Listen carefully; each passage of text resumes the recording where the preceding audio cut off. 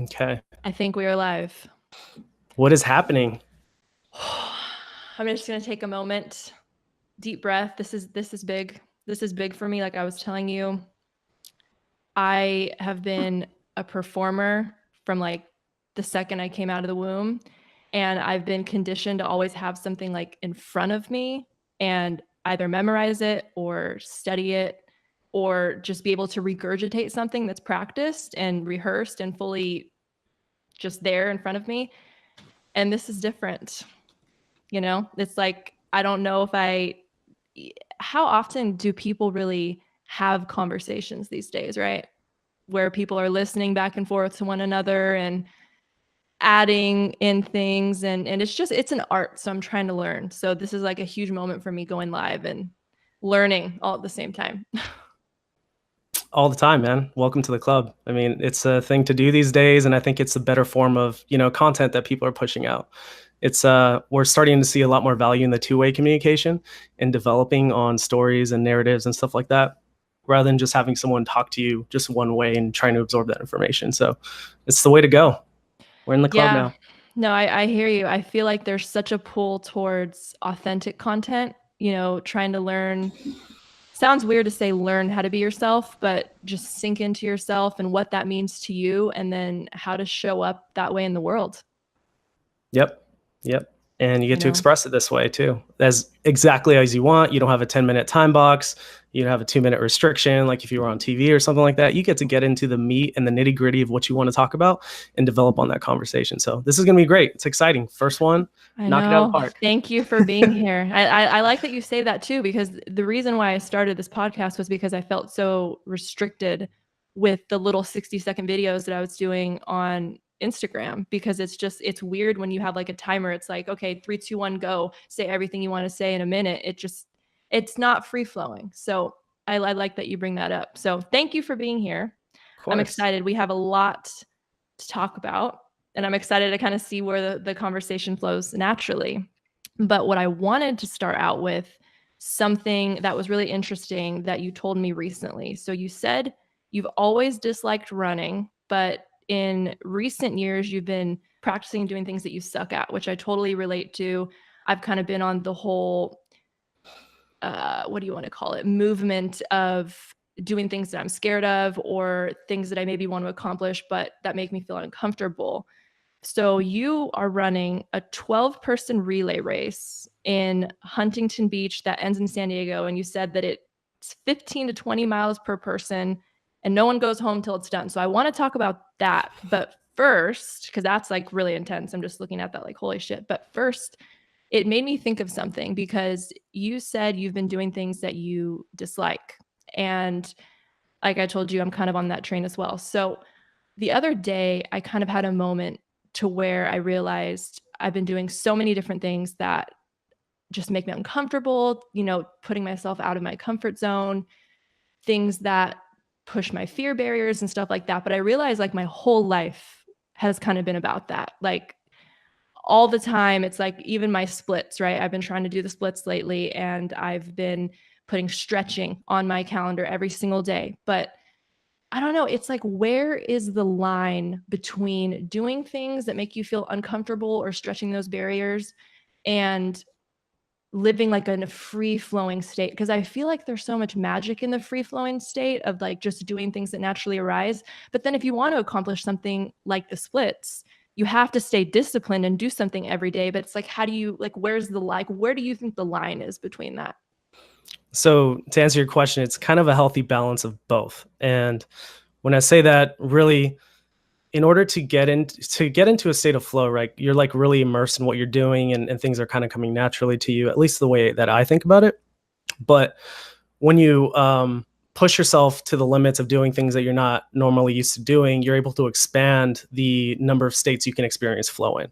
So what I mean by that is, if you suck at a lot of things and you're only good at a couple things, let's say, and you're okay with sucking at those things, but you do nothing to improve it, you're only going to experience flow in those states that you are pretty good at something.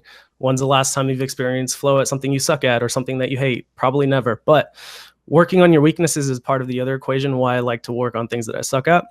Because when you work on your weaknesses, you're able to triumph over some limitations that you hold for yourself mentally, or things you think about yourself, and how you relate to the world.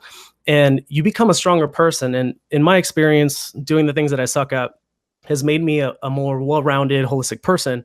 Whereas, in my opinion, like at least in the job environment, there's a lot of specialists. We have an overabundance of specialists in the world.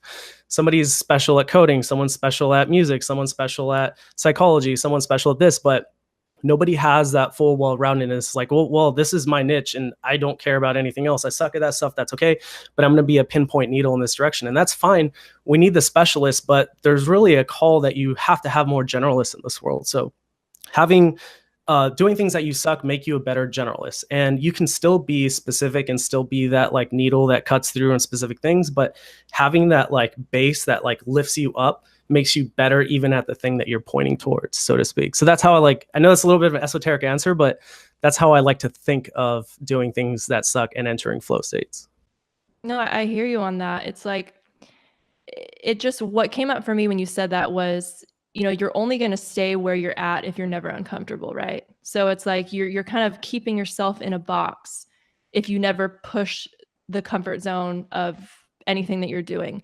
I guess for me, and I kind of thought through my question as you were answering, was you have to have a balance in your schedule, right? So you have to have a balance of things that are stretching your comfort zone and things that maybe you don't want to do as much, but is going to get to a greater goal in the end, versus things that actually bring you joy. And I think that's where I'm struggling right now in my life, finding things that bring me joy and fill me back up, because you have to have both of them.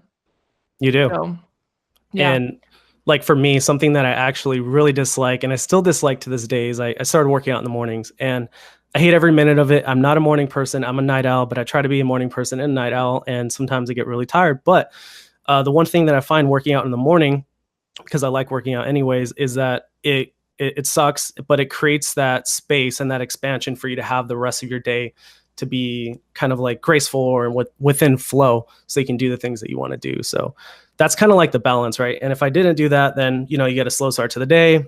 Eventually I'm getting into my flow states later into the evening. Whereas if I can jumpstart that with a little bit of pain, I can have more of that flow state. So there's definitely a balance that needs to be struck there, and it's different for everybody. So it's just a matter of finding what works for you.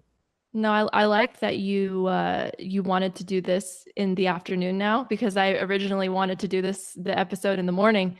And it's funny, throughout the day, I was observing myself, because I thought about what you said. You're kind of more into your flow state in the afternoon or the evening.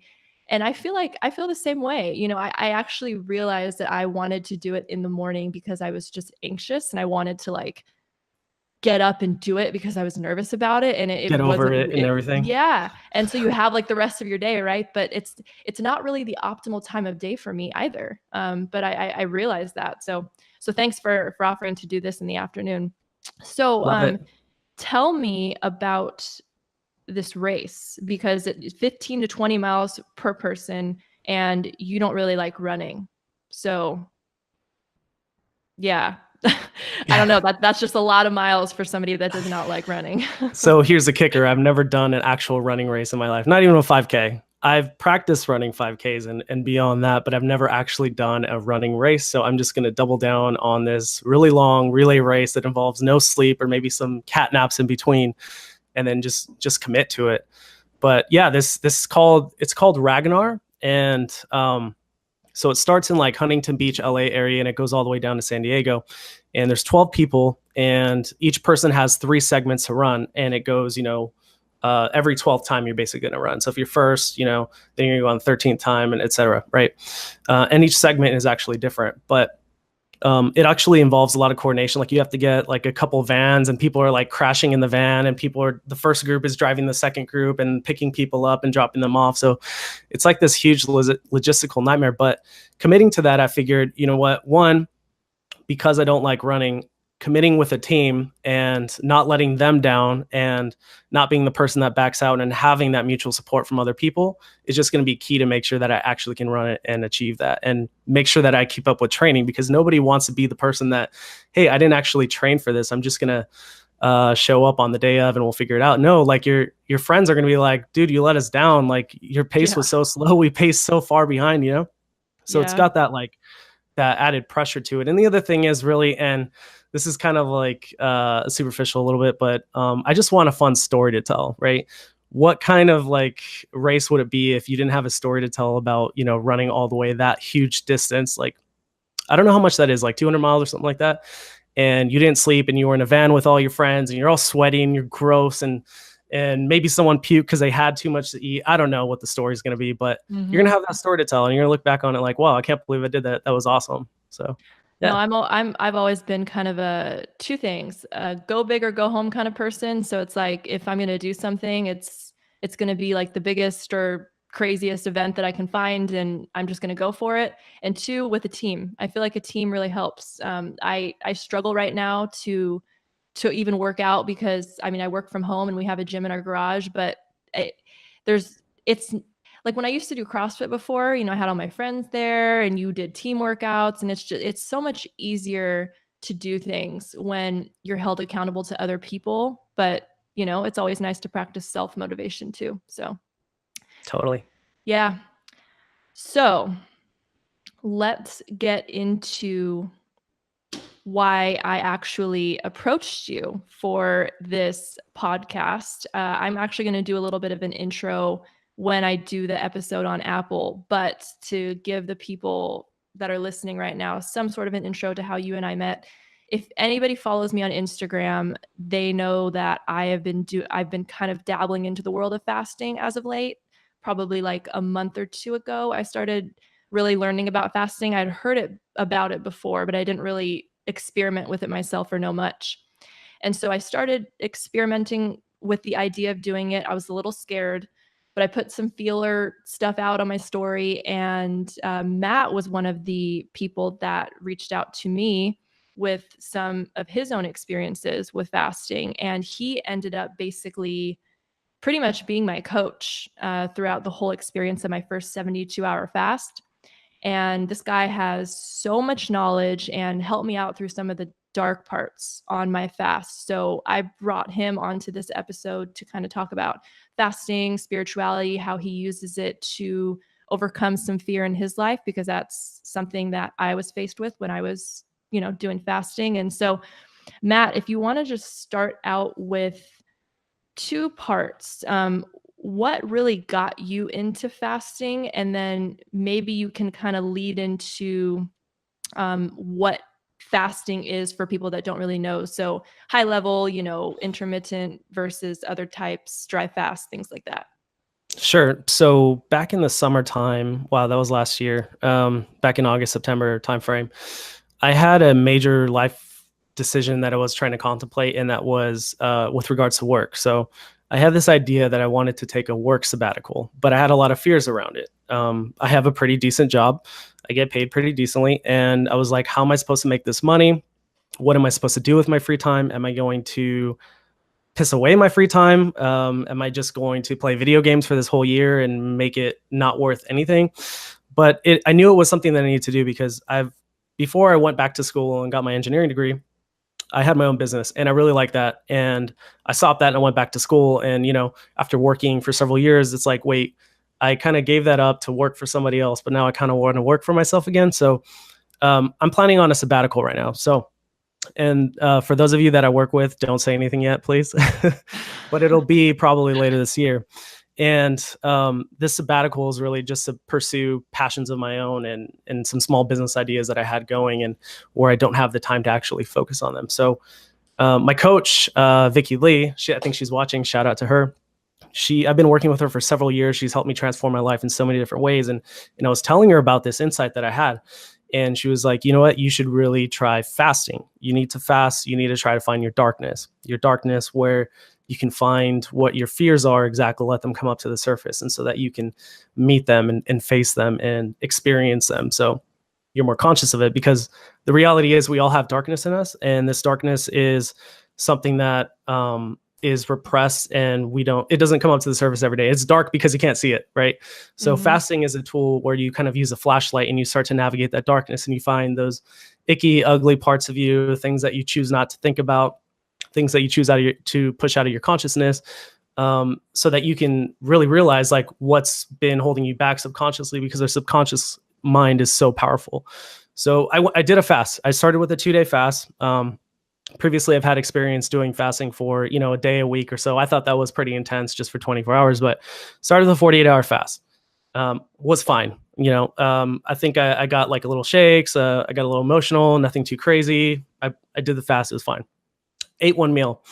And I was telling my coach about the experience. She's like, okay, like try fasting again. So I decided to commit to a 3-day fast right after that. So by the end of the second day into this fast, I started feeling like I was going to die. Like I started having emotions like my body is not going to take this anymore. Like I need to have food, but this is just like these negative emotions that come up when you are doing the fasting. And I was telling her like, hey, should I break the fast? I'm really scared. And she was like, no, nobody's actually died from doing this. People have fasted longer than this. This is your body That trying to sounds lie to familiar. I you. wonder who told me that. Right. It's Yeah. like, it's like, nothing's going to happen to you. The body's telling you negative things, is trying to get you to eat. Don't listen to it. This is actually the moment where you're going to be able to experience darkness. So I kind of trusted that. And I went to bed for that last night before breaking that 3-day fast. And I just got super emotional. I had a nightmare of sorts about, quitting my job and kind of seeking approval from an authority person that I never really consciously thought of. Like I needed approval from somebody in authority to quit my job. And that's not true. Like I can give myself authority for that. And that was like one of the big lessons You that like I got. realize that in Yeah. yourself that you don't need to get that approval. Yeah, exactly. And it's funny because I never thought that I needed that, but the fast brought up the fact that I was hiding and like pushing that down. And that was actually holding me back from quitting my job. So after that, I really thought about it and I was able to overcome that barrier. And then, subsequent fast, uncover other fears, etc. So that's kind of how I got into fasting, and then been doing it for a bunch of 48-hour bouts, a bunch of 72-hour bouts. I have a few 5-day bouts. I've done some dry fasts. So, and then I saw you were doing a juice fast. I'm like, hey, try not eating. Let's see how I this goes. know. I know what I thought was actually really interesting when I was going through my stuff was that because basically, I I mean, shoot, you said you went like into your 72, even past that mark, and you started experiencing your darkness. For me, it was like the end of the first day. And I feel like it was maybe when my body was transferring over into ketosis, because that's kind of along the same lines. But I thought it was really interesting what you said. The body is trying to entice itself to eat by bringing up dark past emotions that you would typically give into by eating. Because so many of us, I mean, one thing I realized when I did my fast is we are so conditioned to overeat and we are suppressing so many emotions as we're eating. And it's just a crazy realization. I feel like so many people don't know. Yeah, a lot of us are emotional eaters, especially if you don't even know about it. If you don't think you're an emotional eater, you probably are an emotional eater. I was an emotional eater. Everyone is. We eat for comfort. And in this society, we seek comfort in many different ways, right? We want the instant gratification, want to be comfortable all the time. And food is just one of those things. I mean, if you go back 40 years, 50 years, you talk to your grandparents, they only ate 3 times a day. And if you didn't eat enough breakfast, you were not allowed to have a snack before lunch. Like that's just how it is. And now we've moved to a society like, oh, eat 6 times a day, actually have some small meals, have a snack, actually make it 9 meals a day. That way you're never Mm-hmm. hungry and you're eating every 45 minutes. Like it's kind of spiraled out of control, and really just re-examining what it is to not be eating all the time is really powerful. Yeah, I know. I hear it's hard because I'm trying to find humor in my life these days because I'm so damn serious all the time. But like when I hear people like, "Oh my God, I'm so hangry. I have, they haven't eaten since their donut at breakfast and it's like 12 p.m." I'm like, "Are you sure you're hangry or do you have blood sugar instability issues?" Like it's like no one knows. They think that they just need to eat all the time.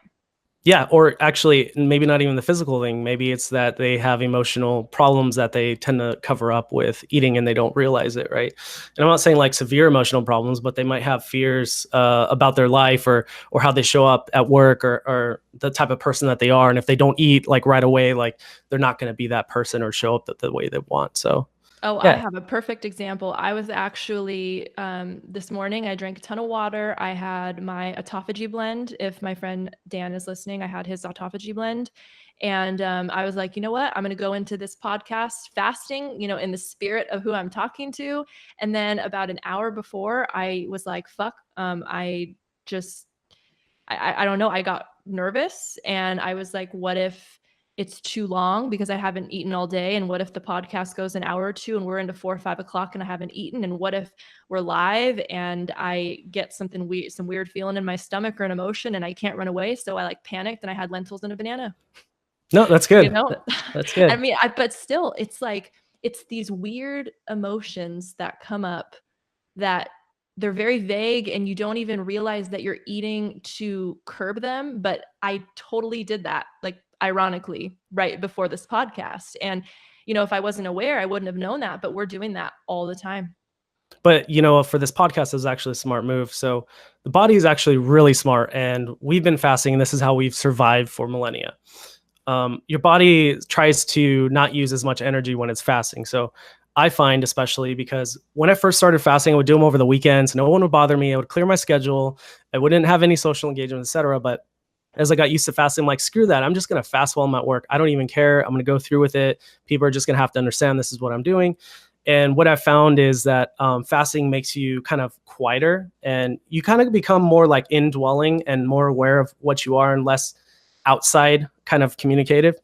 Mm-hmm. So food, like I actually fasted up to last night, and I only broke the fast. I wasn't even ready to break the fast, but I only broke the fast just because I wanted to have that energy to talk more to you and to get those conversation juices flowing. So I think it Oh, could have helped you in a positive way.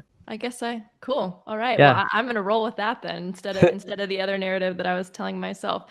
So, what these days, what does a typical day look like for you with food? Because what was another thing that was interesting when you and I were talking a lot about the fasting and how I was going to kind of integrate it back into my life after I was done with the 72-hour fast. You mentioned some rules that you have around food, and a lot of them make sense. So, if you want to just speak on that and what a day looks like for you with food. Yeah, sure. So, mind you, these rules I've kind of developed loosely, and I'm not totally married to them. This is where I'm at right now, but these rules I've developed from actually doing a lot of prolonged fasting, right? So, when you do your first prolonged fast, you're going to start being like questioning everything about like why you eat, when you eat, why we eat as a social nature type thing, like eating with friends and family, etc. But once you do enough of them, you're just like, screw the system. Like I am in control of how I eat and when I want to eat.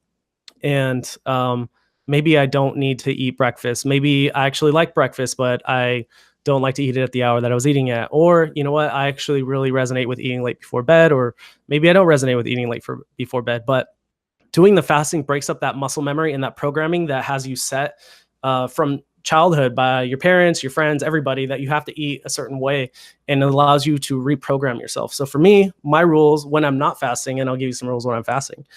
When I'm not fasting is I follow a time restricted / intermittent fasting schedule. So I find this works best for me. I hate eating breakfast. I used to eat it every single day, right before I went to work or school or whatever, just because everyone says you have to have a good breakfast, like where did that come from? But I know like I've bought into Yes. it and everyone's bought into it, right? That is the biggest thing for me. I feel so much better overall when I don't eat the first half of the day. I mean, I start my day with basically all fluids, water. I drink celery juice. I started that a couple weeks ago.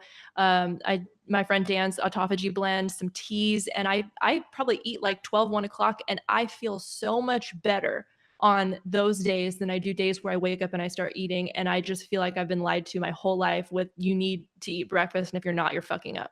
Yeah, exactly. And it's really hard to get out of that rut. Just knowing it is not enough. Actually, you would have to go through a fast in order to break up that like muscle memory that's like holding you back from actually making that change. Because prior to, like really committing 7 days a week, I do intermittent fasting, time restricted eating, as I was mentioning. I only eat for an 8-hour window a day. And this is how I function optimally. So for me, it's eating 10:30 in the morning, and my last meal is at 6:30 at night. And this is an 8-hour window that allows for 16 hours of fasting every single day on the days that I'm eating. I don't really count calories. It tends to work out. I'm not a huge fan of counting calories. Like there is merit in counting calories, but I just don't feel like it's a way to live. But when you have fasting as a tool, if you feel like you've been over consuming food, you just stop eating for a day or two. It's not a really big deal. And if you Mhm. haven't done a fast, that just sounds really scary. It sounds really unhealthy. It sounds like anorexia, and it's just not. There's a lot of research that shows that fasting is actually muscle sparing, and I think it's about time that we take advantage of it. But so I practice intermittent fasting, and the other thing I do is if I mess up my intermittent fasting schedule, like say um, I'm going to eat a little bit later in the day, I won't extend the window. Say I eat at 12:30 instead of 10:30. I won't extend the end time window past 6:30 because for me, eating before bed just makes me feel like crap the next day. So Me too. I just want to eat like a solid meal, but several hours before I go to bed. And if you're listening to this and you eat before bedtime and you know who you are, you're eating at 9 o'clock, 10 o'clock at night because you had a long day, I totally get it. Or you came back from, a weekend event and you're eating at 2 o'clock in the morning. Notice how you feel the next day. Like, sure, it might have been pleasurable eating that meal right before you went to bed, but when you wake up, you just feel like crap. And it's not all just the alcohol either. Yeah, I know. It's going to be the food too. Yeah, it surprises me how there is still a weird stigma around fasting. Like my mom tells me that some of her friends at work will be like, why are you doing like, because my mom, has been trying to incorporate it into her life more and she feels so much better. But some of her friends will just be like, why are you doing that? That's bad for you. But then it's interesting because most people you ask them a follow-up question like, why is that bad for you? And no one really even has an answer. And looking into all the science behind this and autophagy and how I think I read somewhere, I heard somewhere that the 72-hour fast regenerates your whole immune system by like 30% or 300. something, or 300%. Or in Wow. terms of autophagy. So I don't know about the immune system point specifically, but it boosts autophagy by 300% by the 72-hour mark. And that's in between 48 and 72 hours, right? Yeah, I don't remember what it was for 48 hours. I think it's like somewhere around 200. But then there's also diminishing return point where it saw. I don't have the numbers ready here, but I think it was like 330% when you get to like a 5-day fast. So it only ramps up so high, and then after that, you're just really going to prove it to yourself and practicing self reliance and not being programmed by how you eat all the time. But yeah, it's a really powerful tool. Yeah, so for me, like I told you, I went through I went through a good amount of darkness, and I even on my juice fast, I did a 72-hour juice fast. I've had kind of the same feelings, a little bit um, less weight, but I still felt that darkness. But I can't even imagine doing a dry fast. And you said you've done a dry fast. And can you Yeah, explain a little bit what that means as opposed to, well, I mean, what I know of the standard 72-hour fast with like a water fast, like for mine, I drink water throughout. Water, I drink a little bit of water with salt. And then I also had some lemon and apple cider vinegar. But hmm, for a dry fast, that's nothing. You're not even putting anything in your body. yeah, totally. So yeah, for the water fast, maybe we can come back to that point, but it's really important, especially if you're new to it, to have a good fasting experience. And the one mistake that I see people making when they do a water fast is that they're not adding the correct electrolytes, aka salts, to the water, so they stay hydrated and feel good, and they're not like peeing all day. So that's really important. But when it comes to dry fasting, it's totally like next level. I did my first dry fast, and mind you, for dry fasting, all of this stuff that I've seen, you want to stay home, you don't want to be out and about, you don't want to go to work. Like your whole like purpose of dry fasting is just stay home and rest. Like that's how you're supposed to do it. And also Like like literally lay on the couch, like you don't move. yeah, you don't even want to get up. Like I've got up, I've done things around the house and some stretching and whatnot, but with dry fasting, you really don't want to overexpend your energy because your body's really focusing on healing yourself. Now, there are two types of dry fasting, and I've only done the hard dry. There's soft dry fast and a hard dry fast. Soft dry fast, you're allowed to brush your teeth, you're allowed to take a shower, etc. You're allowed to have contact with water. A hard dry fast, you don't have any contact with water. And I know what you might be thinking, like, hey, like, doesn't make a difference. Like, if you have a bath, you're not going to soak up all the bathtub water. Like, that is true when you're not dry fasting because with like osmosis, I think that's the right term with cells, right? There's a salt balance in the body and a water balance in the body. And when you stop drinking water, your body is going to be less on water because it's using it for the system and higher on salt. So when you become in contact with water, our skin is a permeable membrane. You're going to start to absorb water because there is less water inside your body and more water outside. Now, how much is that? I don't know. But the thing that is most important about doing a dry fast is, especially if you do it dry, like a hard dry fast, is your body bumps the autophagy levels up. They say it's like double the length of time or half the time that it takes on a water fast. So if you do like a day and a half dry fast, it's the same as the autophagy levels of a 3-day water fast. And so what your body does is not only does it bump the autophagy levels up, it is forced, our cells are made of water too. It is forced to break down bad cells in your body and cannibalize them for water. And so it's only going to pick the weak, the frail, the bad stuff. You know, it kind of sounds like cancer if you think about it, right? And we all have precancerous cells in our body. They even Doesn't say for matter. cancer patients to do fasting right before chemo. Yeah, It's totally. even And a there's some research that recommendation. suggests that that actually helps with shrinking the tumor size. And there's very limited research in that, but there is some research that shows positive effects on certain cancer types. It's not all cancer types, but maybe one day we'll get there. But yeah, the dry fasting just totally makes your body heal itself so much faster, and you're just destroying cells that don't serve you the entire time. And for me, I didn't get thirsty at all, and I Really? did two and a half How long did you do it for? just for 2.5 days. And I only did it for 2.5 days because I have another rule with food because Ah, I used to be severely overweight like several years ago, and I've lost a lot of weight. But one of the things that I used to do when I was like dieting is I would still diet through Thanksgiving, I would still diet through Christmas, I'd still diet through birthday parties, etc. And I just found like that was not a way to live. So I did my dry fast and I ended it right before like Christmas dinner, just so I could live a little bit. And so looking for the next weekend where I can do an even longer dry fast. I think I can hit 5 days. I still didn't get thirsty at all during the dry fast. And one thing that is kind of counterintuitive, but it totally makes sense when you think about it. When you actually stop eating, your body doesn't need as much water.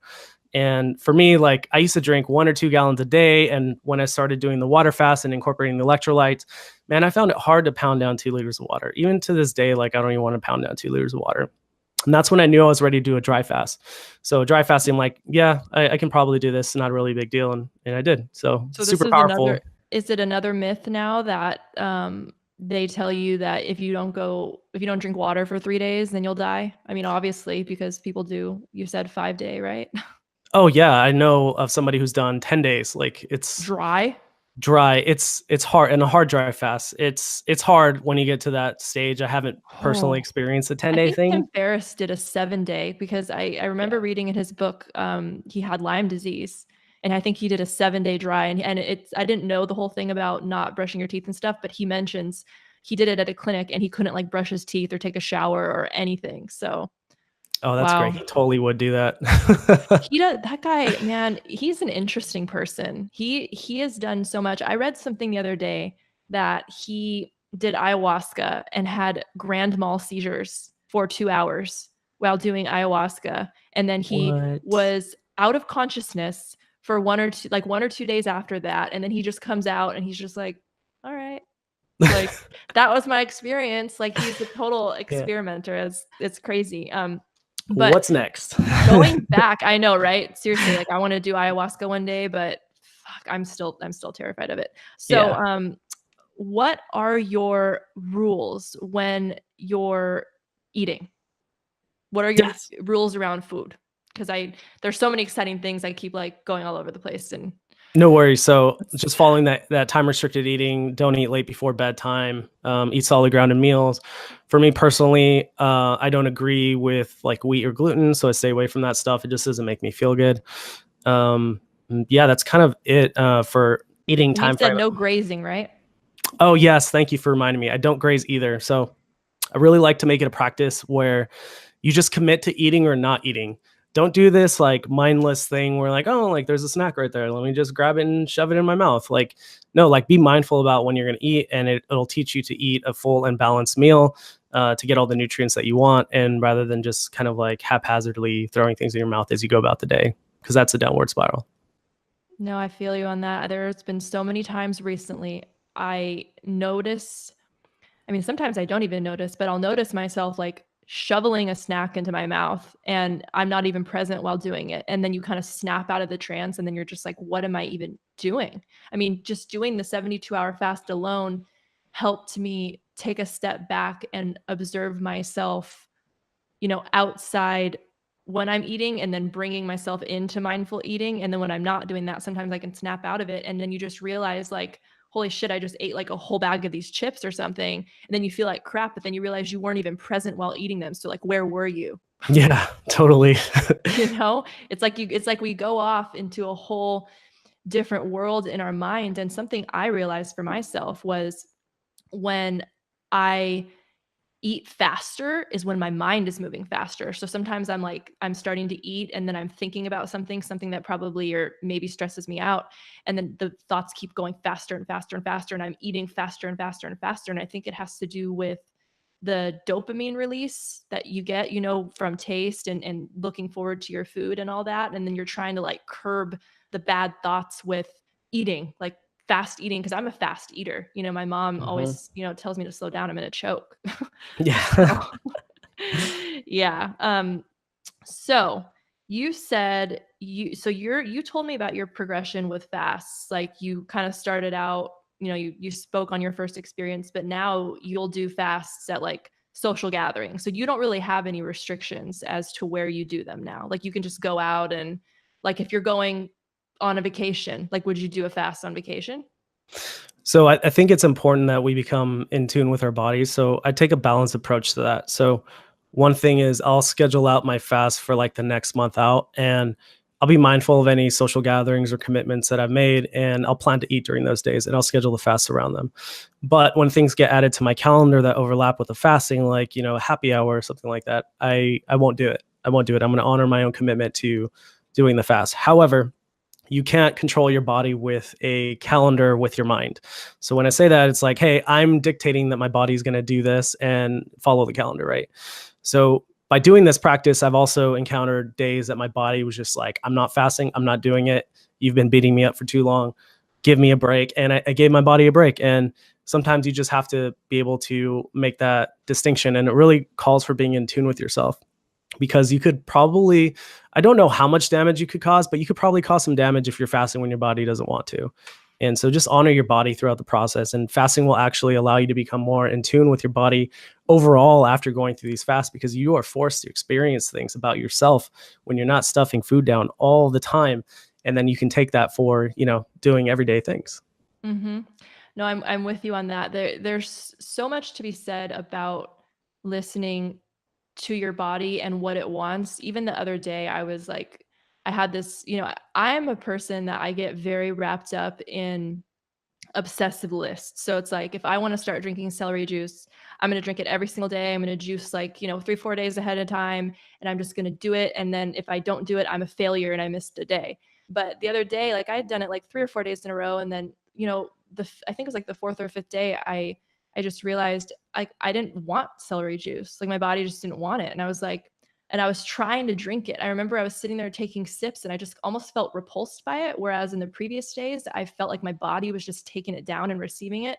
And then I just put it back in the fridge because I was like, why am I forcing myself to drink this when my body doesn't want it? Right. Yeah, totally. I think I hit you up about that, and then you're like, "Yeah, screw that. I'm gonna have some citrus or something." Like that was a Yeah. personal experience that I went through. Yeah, exactly. And that's another. So that was a separate day. But what you're referring to is when I was doing my juice fast and I was telling myself over and over, like, I need greens because it's been this narrative in my head my whole life. You don't need enough vegetables when you're young, and your parents tell you you don't eat enough vegetables. And during the juice fast, I kept telling myself, I need greens, but I was not craving the green juice at all. I was loving the fruit juice. And I was like shaming myself for that. I was like, why shouldn't I want the green juice? Like, why shouldn't I want the vegetables? But then I took a step back and I was like, maybe my body just fucking wants fruit. Yep. Like maybe that's the answer. Like it's not that hard, Ashley. Jeez. Yeah, that's an Ah, example of when the mind interferes with what the body wants, and really being able to observe that distinction and going through fast will help you strengthen that. And I was actually just watching a paleo documentary the other day, and one of the paleo chefs that this guy was interviewing, like she was like, look, like for thousands of years, we've known what we needed to eat, how we needed to prepare it, what looks good, what's not good for us.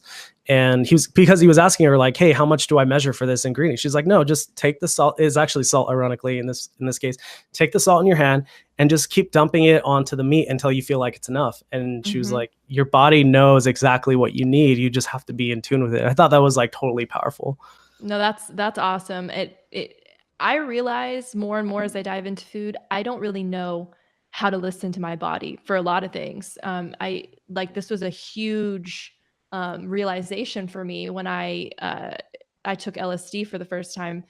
I lost the ability to understand if I was caring for myself or not. So I lost the ability to know if I was properly hydrating or properly eating and when I had ate, because I lost the sense of time. But it was a huge lesson for me because I realized how much I constantly think about caring for myself instead of listening to my body and listening to what I actually need. If it's been half a day and I haven't had food, there's the thought that comes in like, oh, you need food. But it's like, wait, have I taken a step back and listened to my body and listened to myself? Do I actually need food, or am I just giving into this thought? And where's this thought even coming from? Mhm. Yep, totally. It's about You building that know? awareness. It's powerful.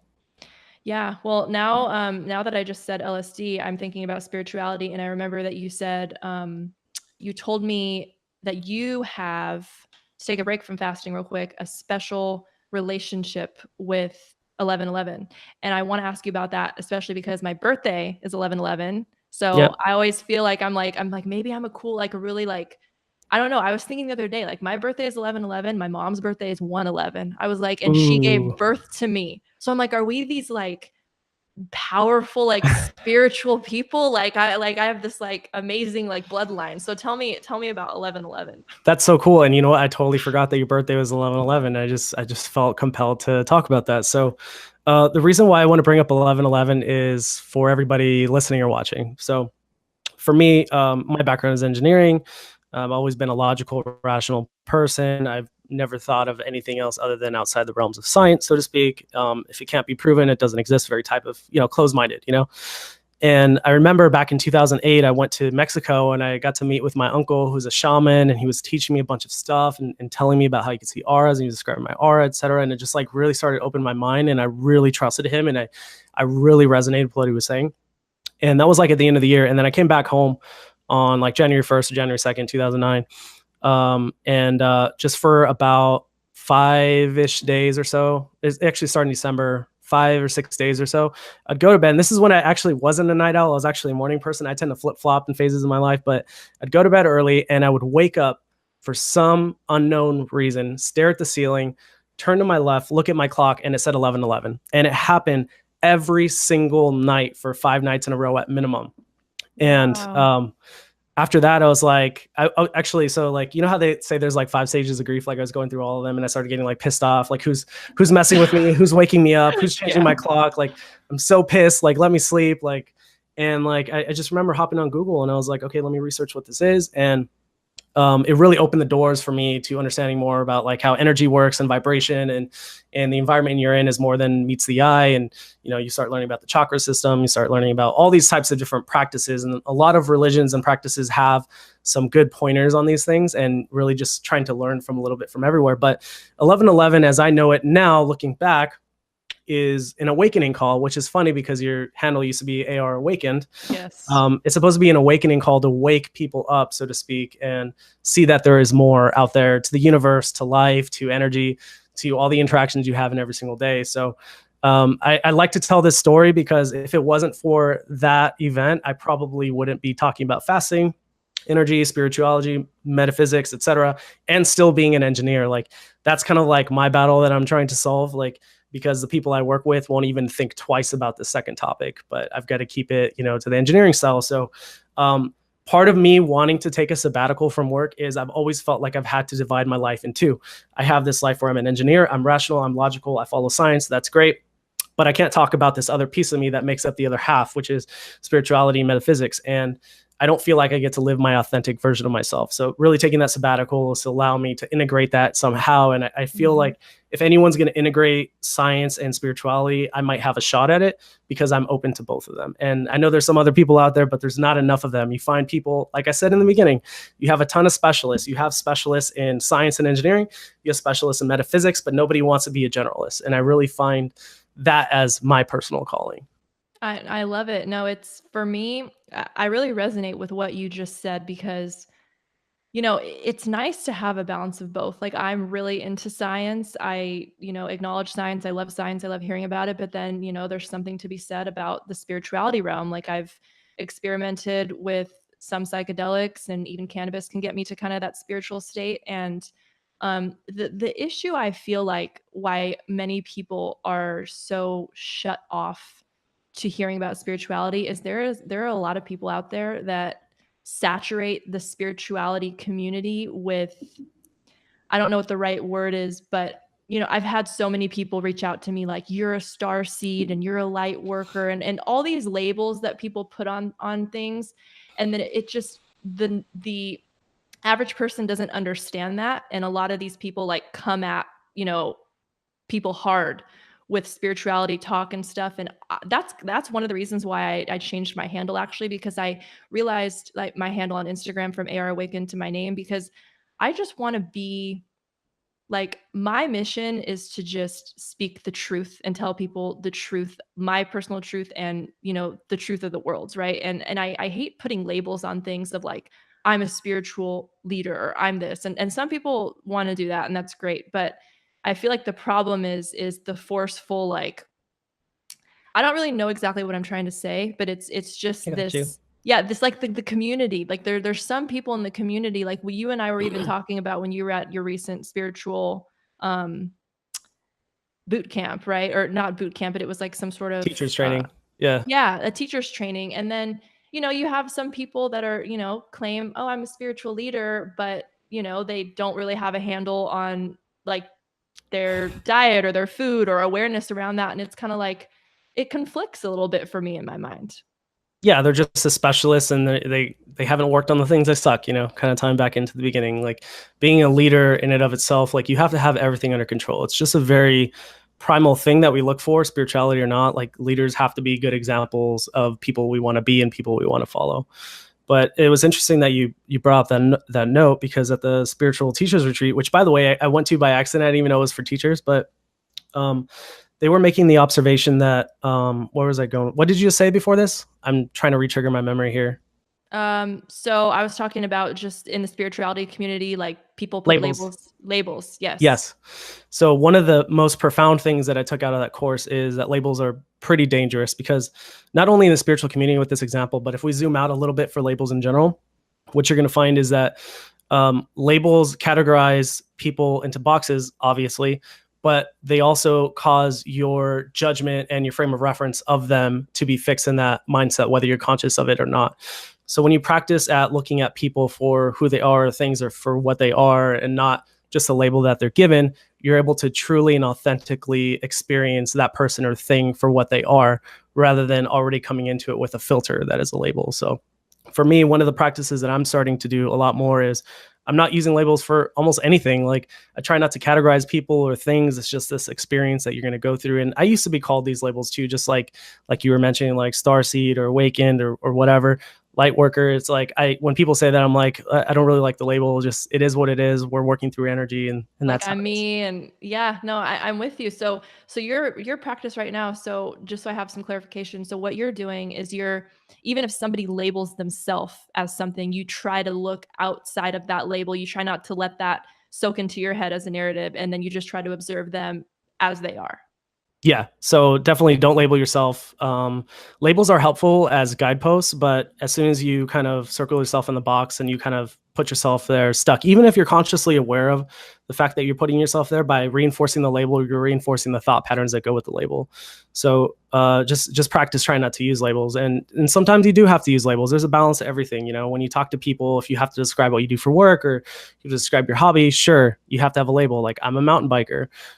The first thing that comes to your mind is like, okay, mountains, bikes, Hmm. probably wearing like Fox jerseys, very Right. broy, maybe. I don't know, right? You start to think about all these different things that start coming up. But if I just tell you that, like, hey, I ride my bike in the mountains, like, you don't really know what to expect, because a mountain biker is a label that is associated with somebody who does something. But if you're riding your bike in the mountain, then it's like, okay, like, he could be going for a casual stroll. He could be doing some downhill mountain biking. He could be doing some jumps. Maybe he just went really quick to enjoy nature. Who knows? But Hmm. it allows you to be open to that. Whereas a mountain biker may not be open to that in your interpretation of the label. I see. No, that makes sense. I'm really into Jordan Peterson, and he talks He's great. that, isn't he great? Oh, I love Yeah. him. But he talks about how we love to imitate. I mean, what we do is we see role models, and we want to imitate what we believe that we can become, or we strive to become.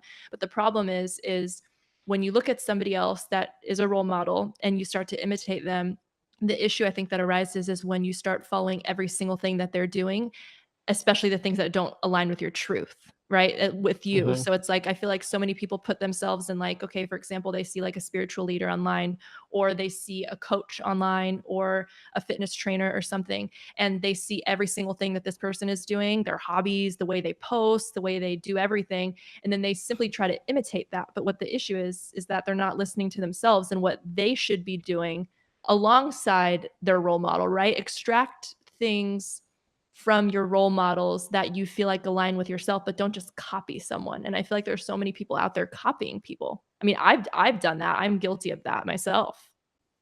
I mean, they say that, all art forms are kind of copying other people's work to some extent, but yeah, it's really important that I still think it's important to find those role models, and you can see them as what I like to call expanders. And I got this terminology from Free Native, but finding an expander that can help you grow, but also like how Bruce Lee says it, right? Like I can't remember the actual wording of the quote, but like you take what is useful, you reject what is useless, and you make what it is of your own, or what is your own, excuse me.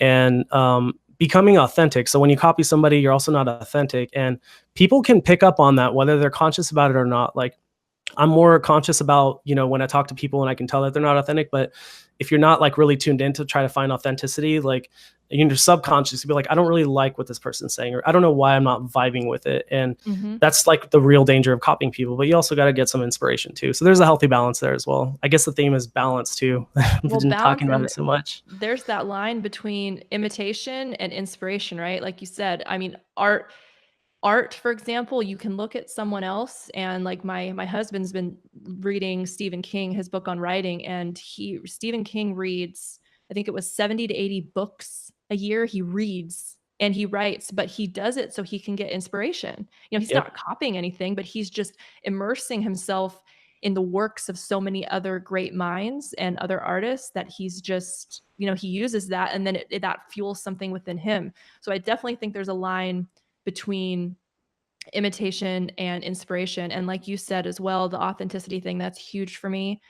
That's been pretty much my work this year and on, is just finding my authenticity. And even before this podcast, I've been taking pictures for my website, because that's getting developed right now. And my husband's been taking pictures of me, and he can even tell like when I'm sitting there kind of uncomfortable, or when he does something goofy and then I do something goofy and then myself comes out. It's like it's so easy to sense when someone has a layer over them, whether that layer is fear, of judgment, insecurity, whatever. And I feel like we can all hone in on that so quickly, and that's why we're so attracted to authentic people and authentic content these days.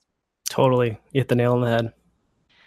Well, that's a good it's a good segue now that we're kind of talking about spirituality. And you mentioned you kind of spoke on this, how the fasting helps you grow physically, mentally, emotionally, and spiritually. But if you want to expand on that, that would be great. And then also fasting and how it kind of raises your vibrational state. That was really interesting. When I read through some of that stuff that you said. So I'd love to hear about it. Yeah, sure. So, from my experience, so fasting is kind of like a silver bullet when it comes to your personal transformation and growth. And it sounds scary at first, but it's not as bad after you go through it. So on the physical side, so if we go through the four bodies that fasting will address, on the physical side, you're gonna have body composition changes, right? You're gonna lose a little bit of weight, you're gonna lose some water weight, your autophagy levels are gonna be bumped up, you're gonna be healing your body, etc. So, and you're actually gonna feel a little bit weak because the body is smart, it wants to preserve energy. This is how we got through tough times. So that's for the physical. So for the mental part, it's the programming, and we did touch on this a little bit, but just observing how we've been programmed to eat the way that we eat, and eating the 3 times a day, 9 times a day, 6 times a day, whatever, and eating because you're hungry or eating because you actually need to eat. Like you start to break down that muscle memory that says that you have to abide by the community and your parents and everybody who says you have to eat when you eat. So it really allows you to break down the programming of food first and foremost. But then after realizing the programming of food, you're going to start to realize it in society. Like, why does everyone drive 1 hour plus to work, spending more than half of their paycheck for, a job that they hate, and, they do it all over again. Rinse, Um, repeat. yeah, rinse, repeat, right? Why don't you look at cutting your cost of living and not working a job you hate and maybe making a little bit less money? That's something that I'm personally going through. But you start to see these like patterns in your life, and you start questioning like why I'm doing this, because, well, everybody says you have to work to 9 to 5, right? Isn't 9 to 5 the goal? Like, isn't that what everyone says you should do? Isn't that how you become successful? Like, no, like we've been beaten with that information in our head. And there's a lot of different examples that you'll start to notice once you break down the programming of fasting, because that's really going to open the avenue for your mind to expand to observe that. So that's kind of like the mental part. And the emotional part is really powerful. And I know you experience a lot of this going through your first fast, but Oh yeah. yeah, you're going to have emotions come up inside you. They're going to tell you negative things. They're going to try to get you to eat. You're going to have past traumas of how you were treated, or how you treated other people.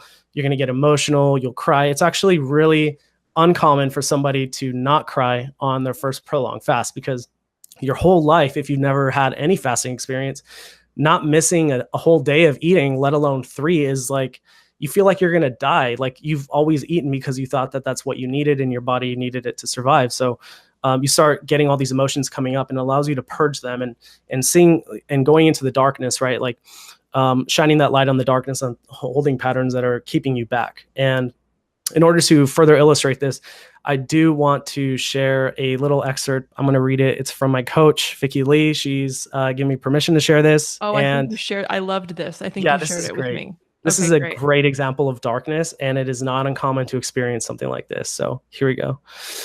So today is my 5th day of fasting and my 3rd workout. While I was running, I felt my abs kick in like a machine. The fasting had helped me master my emotions. Being a master made me a better machine. Here's the example of how she went dark, i.e., facing her fears. Last night, I was so hungry, I began to weep, full on body shaking and sobbing, terrible grief. Memories of when my mother disowned me for wanting to enter the ministry when I was 17 and putting me on the front lawn, telling me I was dead to her, kicking me out of my childhood home, my father dying of cancer. I felt the remorse my mother had after he died, flashes of parents whose children have died, lots of global pain. My heart stretched and then it tore. I realized in that moment that the grief lets the love in. There was a lot of love around me in my hour of darkness, but I could not feel it. My heart could only bear a lake of love, but grief allowed an ocean to pour through me. When I embraced what I feared, not being loved, that's the darkness, and was willing to feel my grief, my hunger disappeared. I fell asleep. And I can't sleep when I fast, which means I hadn't slept in 4 days, and I expected not to sleep. But I finally rested. The war within me ended in peace. And this morning, when I did the workout, the master had become the machine. And I felt my abs. I felt my tiny, quiet, powerful abs powering my ocean of love. She powers the master.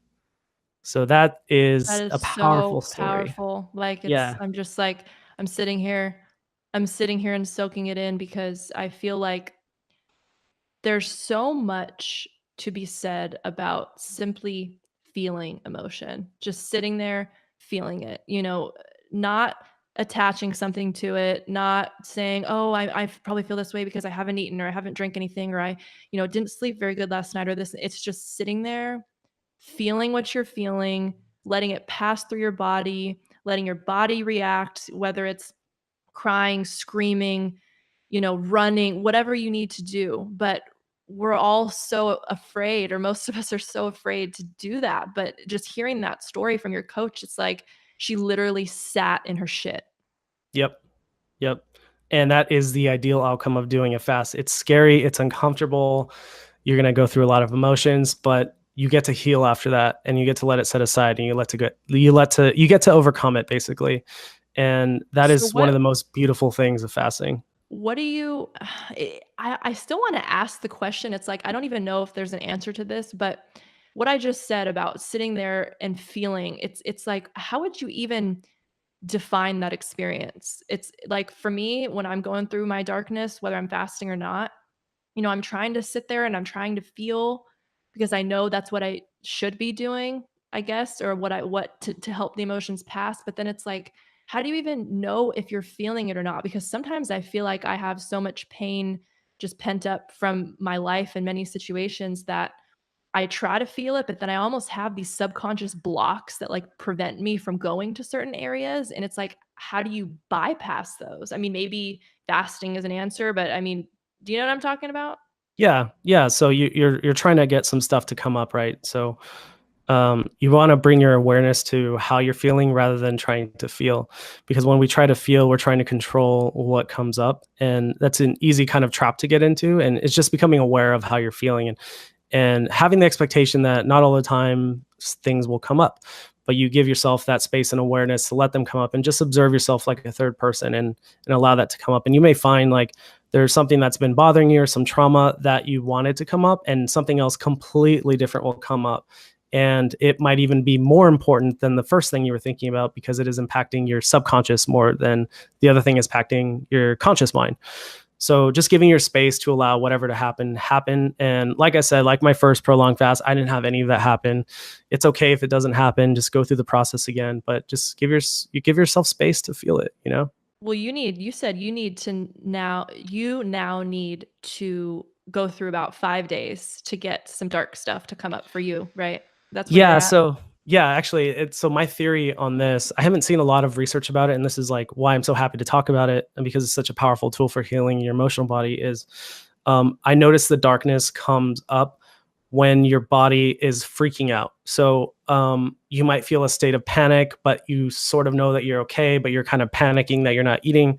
Or for me, like the other thing that'll happen is I'll wake up every 2 hours at night. I can't even sleep, which is why I haven't done longer than a 5 day fast, because I still have to go to work. And I work in project management now, and I've got to work with people all day. And I don't want to be this tired, You irritable have to manage person. those people, right? So Right. you don't Yeah. want to And be. I don't want to be a jerk to everybody. Right. So it's like by that like fifth day, I'm not like sleeping through the night and I wake up really tired and whatnot. But waking up every couple hours and you're like, okay, I'm waking up because my body's telling me, it's threatening that it's going to die, which it's not going to die, and that I need to eat food, but I wasn't hungry, you know? And when I get to those states, so the first one to the second one, like normally within, hours or by the next day, I'll experience a feeling of emotional flushing and seeing a new piece of darkness that I have. So yeah. Mhm. Wow. It it's no joke, and I've had a lot of people reach out to me, that want to do a fast, but they are scared, because they just don't know.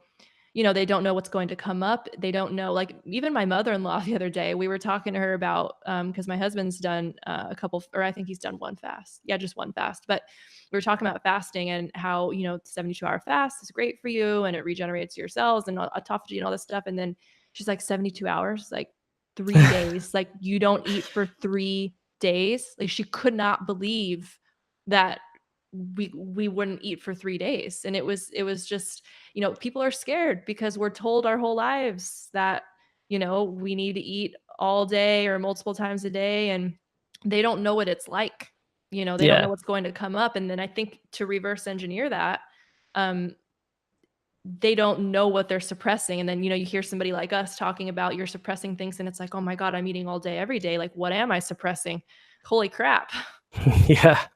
you know? Yeah. So, so that, yeah, that definitely takes care of, I like the progression, the physical to the mental, to the emotional, and then now the spiritual would be kind of like the bigger picture or Kind of, yeah. So let me just close out. I forgot to answer the last part of your question. So, as the body gets more comfortable with longer fasts, it'll take. So my theory is you have to be in a state of panic or fear ish, but not like totally scared or like waking up constantly in the middle of the night because you can't sleep. So for me, because I've gotten so used to fast, like it's taking me more than 5 days to enter that state, because once I start pushing bigger boundaries with my fast, it's new territory that my body hasn't experienced. So when you start out, it's very common, first 48 hours, first, you even said your first day, to start experiencing 24 these hours. dark emotions. But as you go through with it, your body's like, oh, I got this. Like, this is no big deal. Like, no problem. And then you push it and it's like, oh gosh, I haven't been here before. Like, Yeah, like oh new no. territory.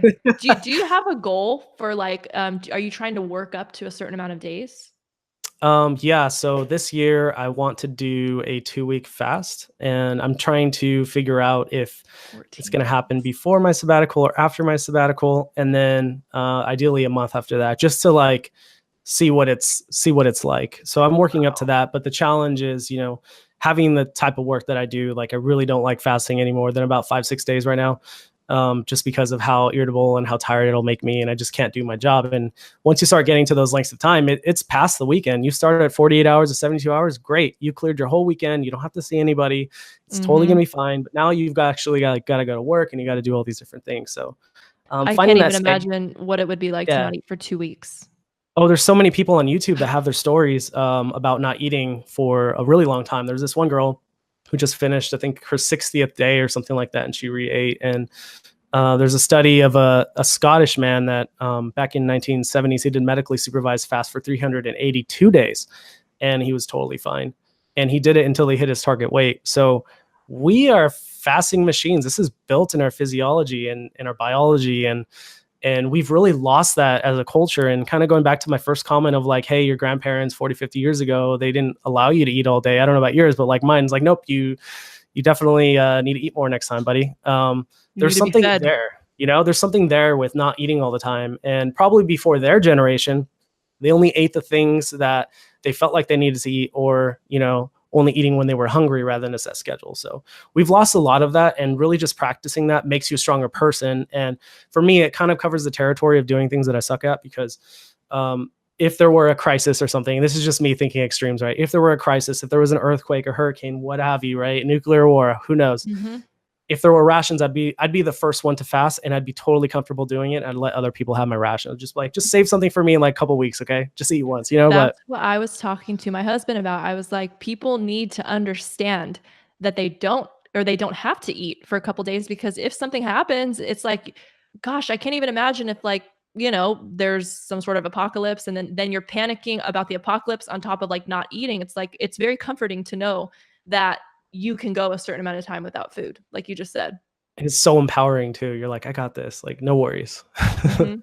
No, and I actually just sparked a thought in my head. I've been reading, I'm not sure if you heard the book Sapiens, but I've been reading a lot Yeah. about how we went from foragers, right, hunter gatherers, to like basically hunting the animals that we could, picking up the plants that we could.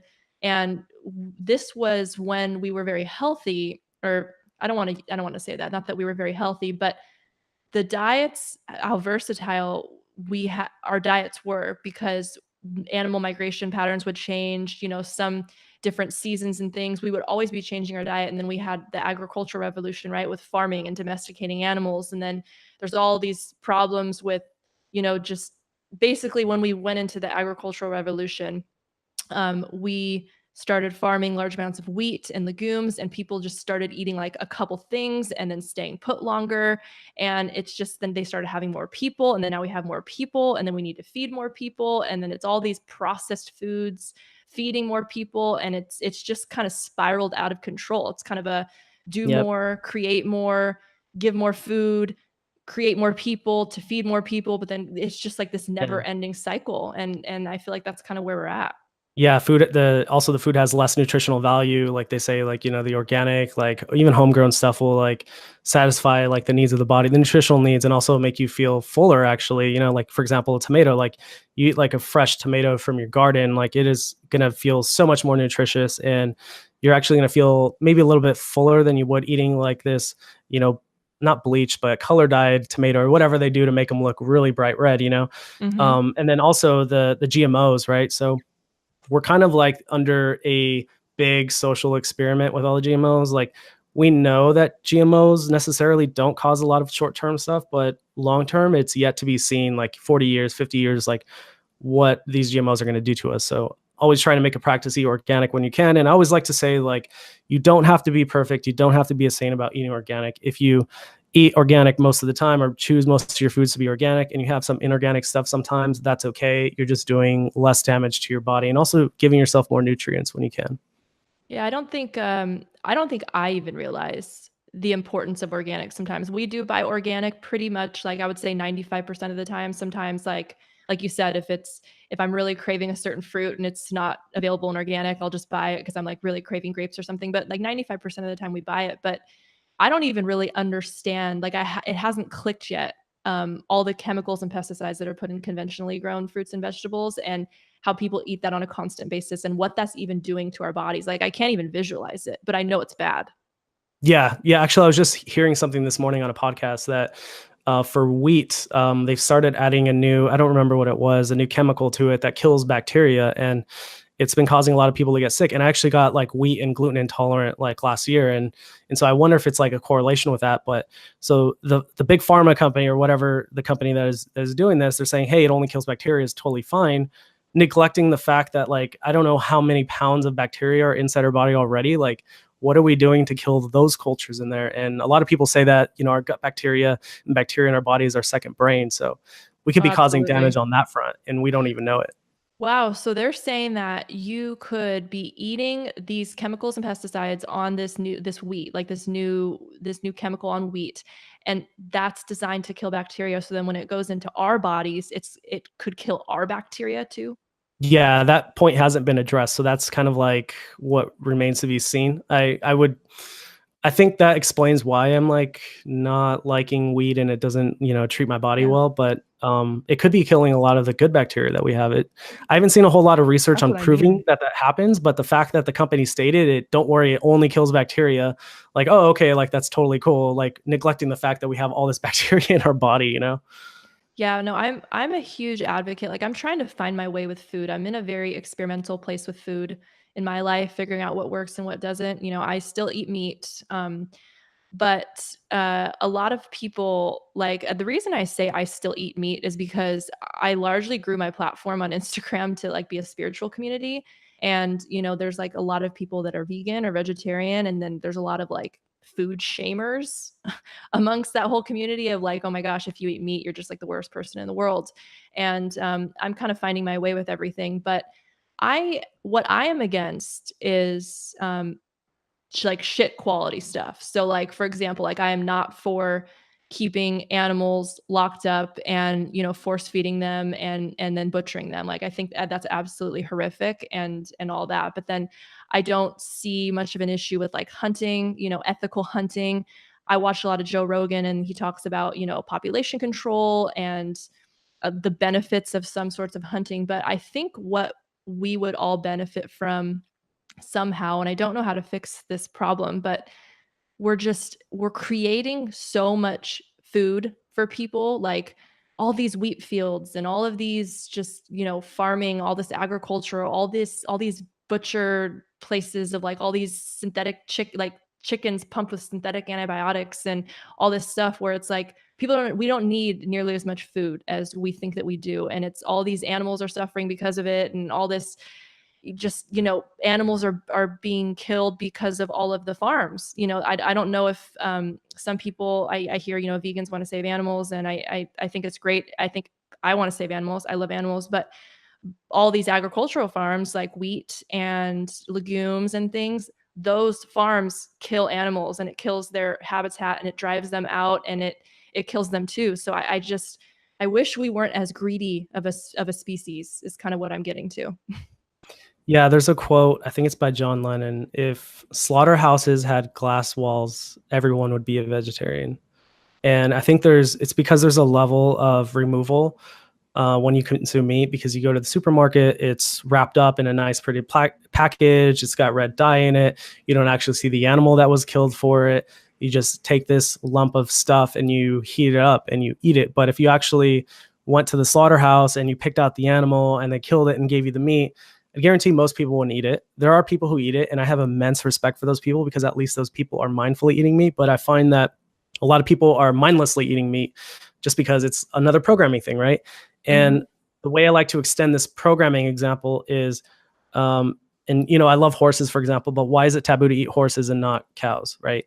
Why is it taboo to eat dogs? I love dogs. I've never heard a dog, but why is it taboo to eat dogs, right? I'm just taking extremes right here, right? And you can eat chickens, right? It's like we pick these socially acceptable animals to eat, and that's just what everyone does, and we don't even think about it. So really I just bringing wonder where that awareness to what you're started. doing.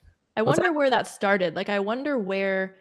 I mean, because I've got a dose of it in reading in *Sapiens*. Like, basically, what happened in the beginning of agriculture was I don't know how we selected these animals, but then the submissive animals were the ones. I'm sorry, the Totally. alpha were slaughtered first. So then we've basically over a series of millennia been raising these very submissive animals to be, I'm force fed and then butchered. I mean, because they don't fight back or anything. But I wonder where that started. Like, who picked chickens? Who picked the certain animals that we eat, deemed it okay, and then passed that along socially? I mean, that's a question. I have no idea.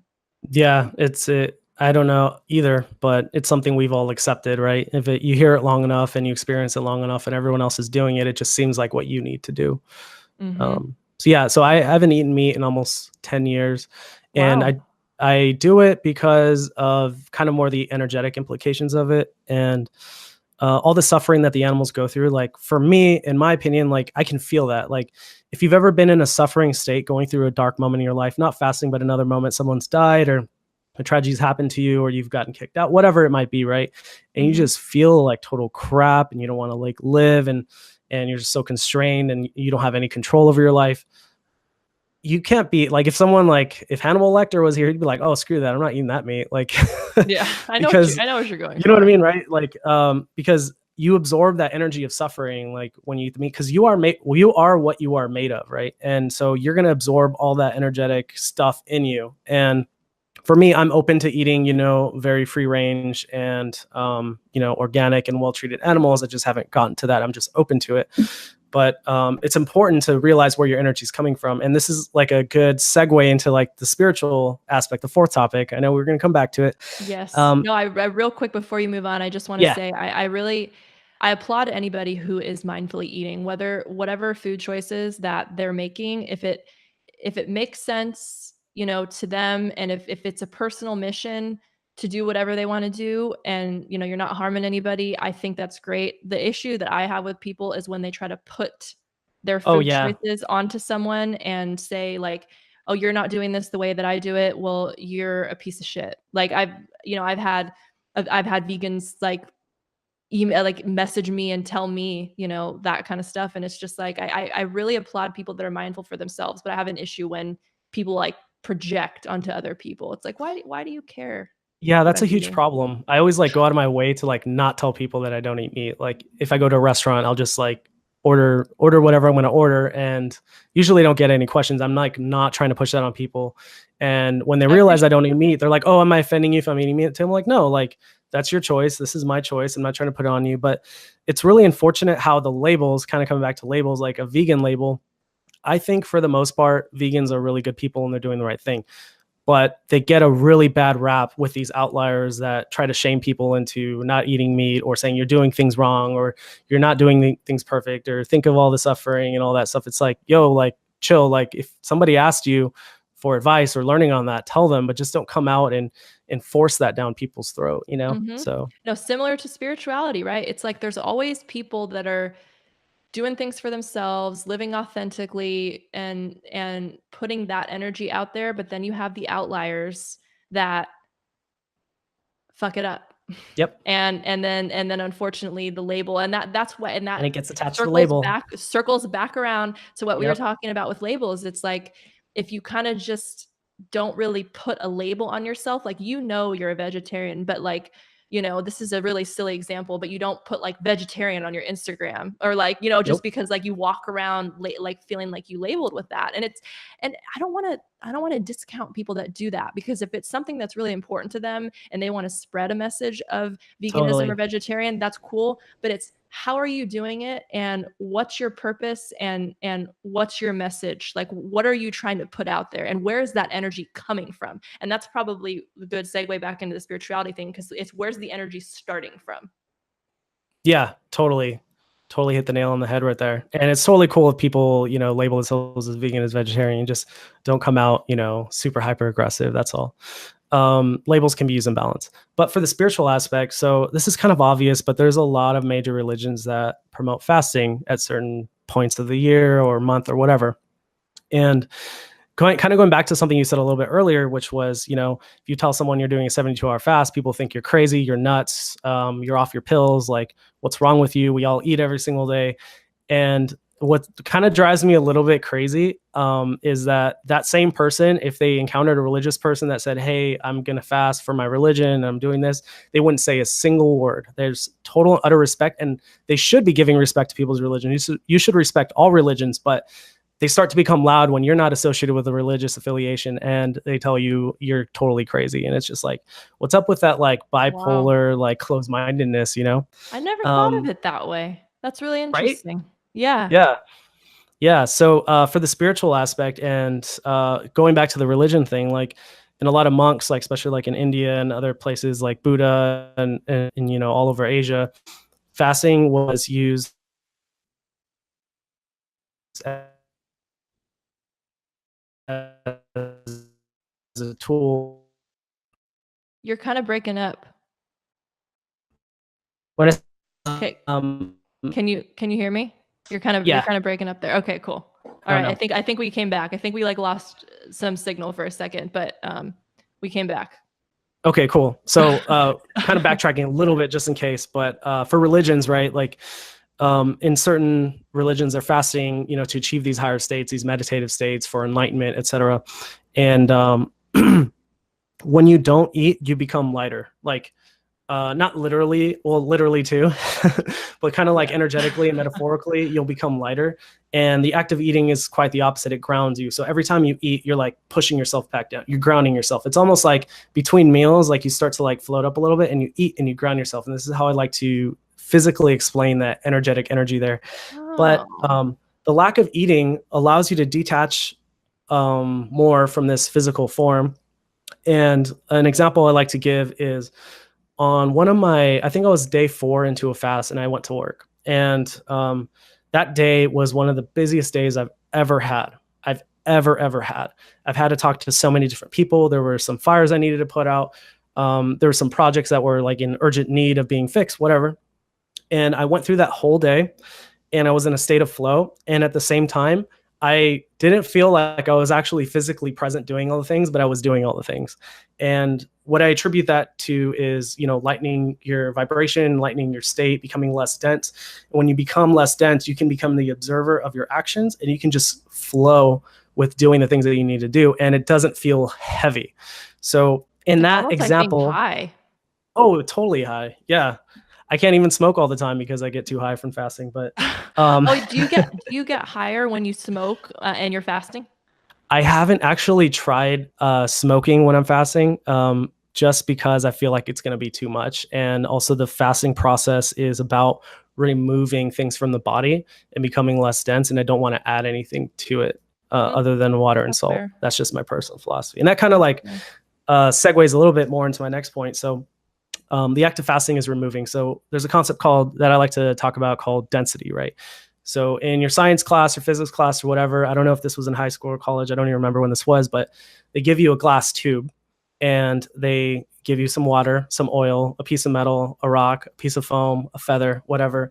And they ask you to pour all of these things in that vial of water, and you'll find that, you know, the water and the oil separate, and the heavy piece of metal will fall all the way to the bottom of the tube, and then, you know, like whatever that rock they gave you is going to be like on top, like in between the oil and the water, and then the feathers at the top or whatever. This is a concept of density. So density is, you know, things being heavier and falling to the bottom. And when you think about the heaviness of it and you apply it to your real life, Hmm. the heaviness, you need more energy, kind of like in science, to move something that's very heavy, right? So if you take that analogy for your life and you look at how dense or not dense your life is, you can start moving into the direction of being less dense. And that's kind of like that fasted state that I was in at work, doing a million things that didn't even feel like anything. So when you're light, you can kind of just like float around and do things. But when you're in a dense state, you really have to expend a lot of effort to do things on your every single day basis. So an example of being in a dense state, just for like kind of tying this in for like layman's terms, is you work a job you hate for, you know, a salary that barely gets you by, in a relationship that, you know, you're totally over and want to be out of, and, you know, your family doesn't love you, whatever, like add all these different things and you just keep doing it anyways. Your whole life is going to be hard by that design, because you're doing all these things that don't serve you and you're allowing it to happen. Now, when you can take a step back and observe that and say, hey, I'm really living a dense life, and you move to working towards a life where I'm actually working a job I like, I have a good commute and I don't pay that much money, I'm in a more healthy, supportive relationship, you know, and I have a great, you know, connection with family, friends, relatives, whatever it is, right? You can work the same amount of hours and it won't even feel like a fraction of the energy that you expended doing the same thing in that more dense version of reality. So it's really important to identify that. And that's part of like me making my move for a sabbatical to live a more authentic, expressive life, because I've been able to experience, the more I dabble into integrating both sides of me that are at conflict, the more I experience states of flow and higher vibration. So that's kind of like how I like to describe the whole density thing. So That's when you really fast, interesting.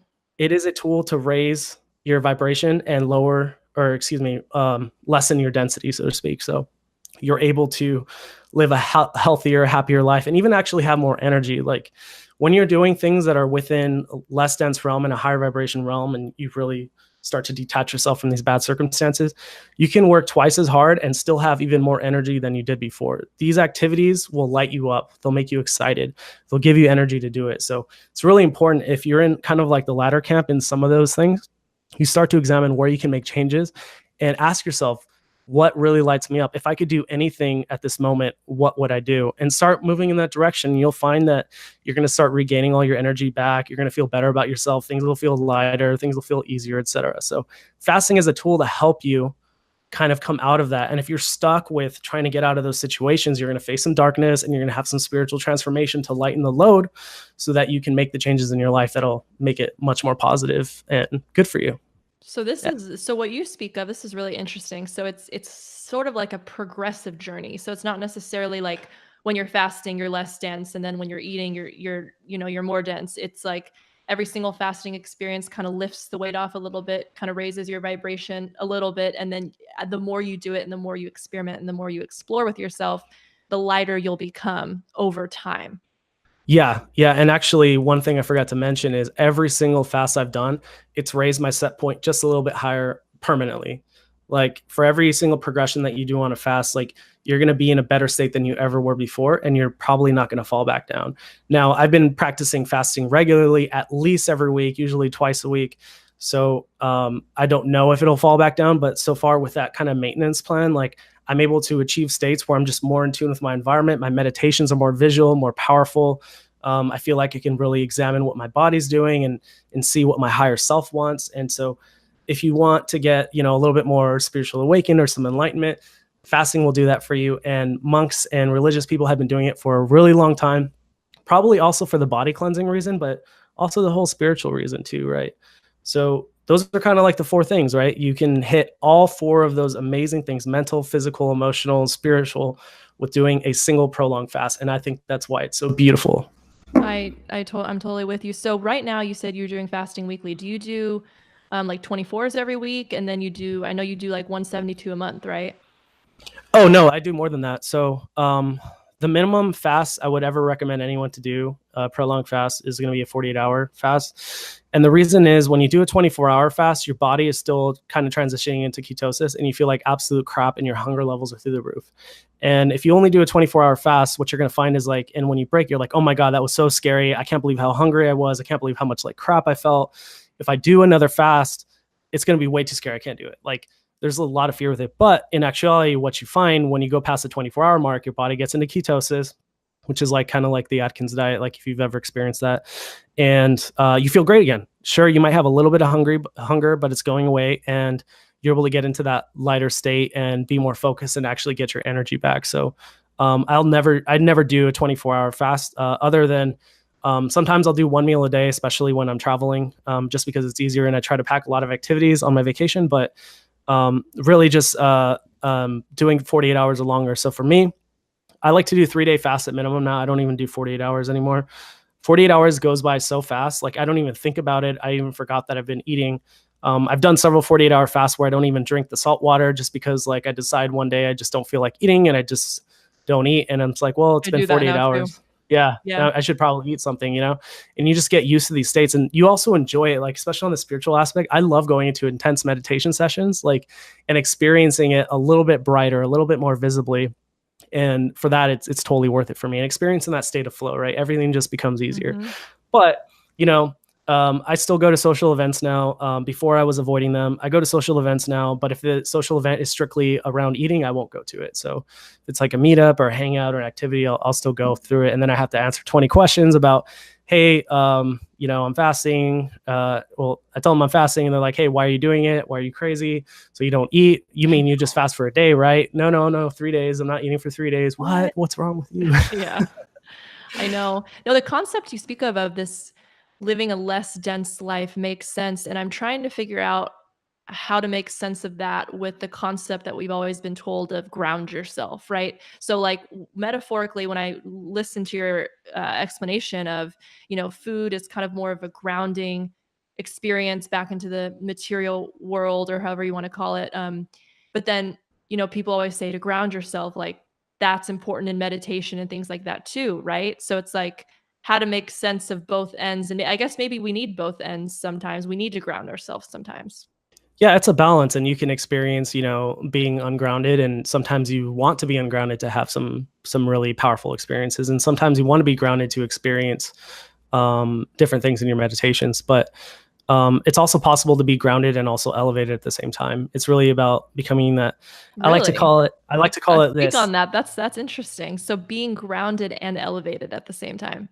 Yeah. So it's kind of like keep your feet on the ground. So it is possible to stay grounded and also be kind of connected in a higher vibration. And really the analogy that I like to say that describes it so beautifully. And I think it might come from Tai Chi or something like that, but I don't remember where it came from. But really what you're trying to do is become the bridge between heaven and earth. And so becoming that bridge, we are of the earth, but we can also connect up to higher vibrations and stuff like that and achieve, more enlightenment. But when you're too ungrounded, you kind of float in there, everything's crazy, you're seeing different things, you don't know what to make Hmm. of it. And then when you're too grounded, you don't get to experience that. But if you can ground yourself just enough by practicing and allowing yourself to have a place to come back to and also achieve those higher states. So it's just all a balance and trial and error. That totally syncs up with I did a meditation once and it was a great meditation. It was like 20 minutes. So I typically only meditate for 10 to 15. So it's kind of a longer one for That's me. still good. Yeah. And the lady was walking me through basically I was sitting down and imagining my feet as sinking into the soil and basically going down farther and farther and farther into Mother Earth and her roots.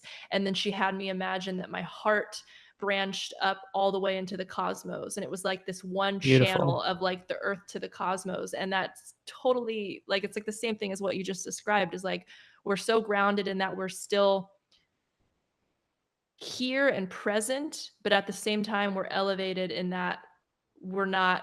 It's just having that balance, like what you were Yep. saying. It's yeah, man, to find that balance. Some And days I'm just like, I don't even know how the fuck to do it. it's a daily practice. You just always being mindful of balance. We all get out of balance and it's okay. It's just recognizing when you are or aren't. And when you did that meditation, how did you feel grounding yourself down to the earth and connecting to the cosmos there?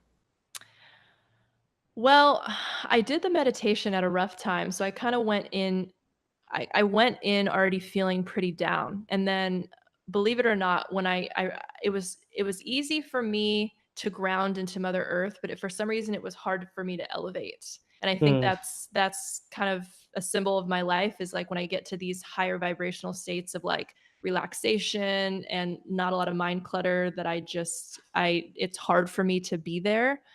And then when we connected at the end, she connected the two spaces at the heart space. And then when I opened, she gave us permission to open our heart. And when I opened my heart, or I was at least trying to, it was really sad. I just cried because I realized how closed my heart is so often and how I keep myself closed off for fear of getting hurt and, fear, just fear. But I found it interesting that I could more easily ground myself than elevate myself, but it makes sense. yeah, it's probably what you need at the time. It's totally okay.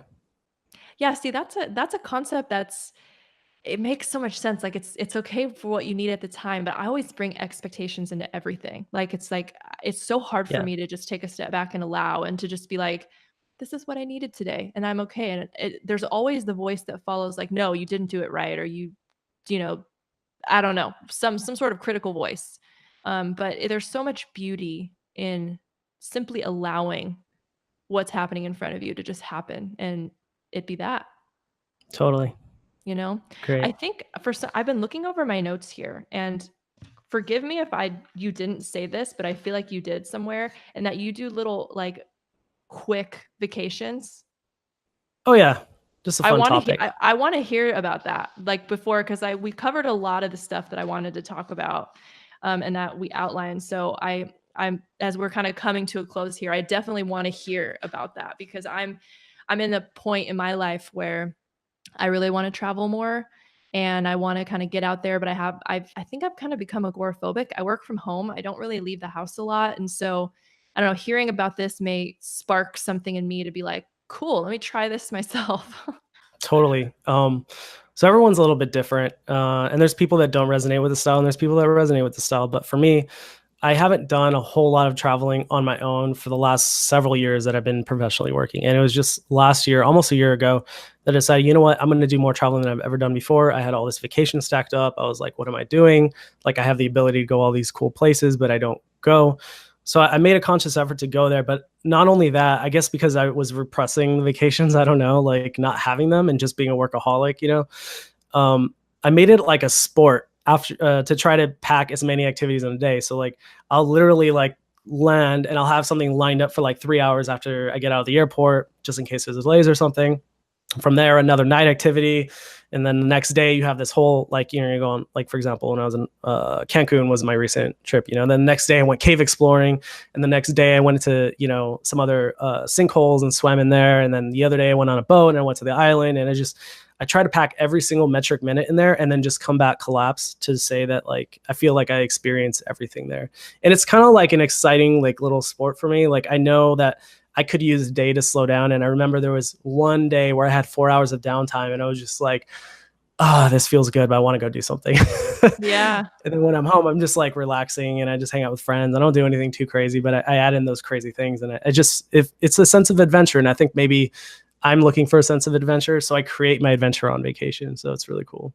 No, that's awesome. I feel like that would be something that I could potentially look into, but how I would probably restructure it is I would do like maybe 1 or 2 day, like full days, and then maybe have a third day to where you could just like kind of relax and maybe like debrief from all the stuff that you did, and then have that mix of doing a lot and feel like you did a lot and adventured, but at the same time, you had that time to kind of process a vacation before you have to go back home into your routine and then, just kind of sit with all that. I am going to take that advice. The next place I go, I will take a couple days at the end to just relax in it, because what I've done is I'll like to come back like on a Thursday or a Friday, and then I'll spend the rest of the weekend just kind of like recuperating and getting back into the groove. Like I actually really need those 2 days, but I never actually thought about having those relaxful days on the actual vacation. So I'll let you know how it goes. Yeah, no, that would be awesome. My friend Dan, he just went to Peru. He did a San Pedro retreat, and I really liked the way he structured it. I think he did, I'm not sure how long the stretch was, but he did 4 San Pedro ceremonies in the beginning of his trip. So I'm assuming probably stretched about like a week or so. And Wow. so obviously those are tough, right? They're not necessarily always pleasant. So you kind of get the transformational hard stuff in the beginning. And then the last 3 weeks he was in Peru, he just explored. So Yeah. I really like that. It's like you kind of have that chunk in the beginning where it's like you're going to do a lot, or you're going to go through some shit, or something's going to happen, and you have that debriefing time where you can just kick your feet up and relax. So yeah, maybe we can that'll be our new thing. We can talk about our little short vacations. I want to start doing that. I want to leave the house. I mean, it's really interesting. Like I always say, it's that you come back to these things that you say you want to do, but then you don't do them. Hmm. Right? Like what we were Yeah. saying, like I hate my job, or I hate this relationship, but you stay in them. And then you don't Hmm. really dive deeper than that. And that's something that I've been thinking about lately. I say that I want to travel so much and I don't. Yeah. So And I traveling's don't know. so powerful too. Like I don't know about you, but like for me, like every time I come back, although I've been traveling so much this last year, every time I come back, I do like this like life reanalysis. Like, why do I work here? Why do I live here? Why do I do the things that I do? Because you just like you get out of that programming of every single day, and I think it's just so beautiful to travel. And a lot of my travel experiences have led me to make decisions to start living a more authentic life. So if you're not traveling, get out there and do it. It doesn't have to be far. For anyone Mhm. listening, you can go over to the next state. If you're in the States, you can, there's a lot of one-way tickets that are like $50. Like different airlines have them. Just go. All you have to do is show up and go. Well, I think it's what you said, you hit it on the head right there, because when you travel, it's the opportunity to separate yourself from your daily life and your daily routine. And then when you come back and you have to restart it, and then all those natural feelings that come up when you got your space and then having to restart it again, it's like you don't really get that when you're stuck in a routine.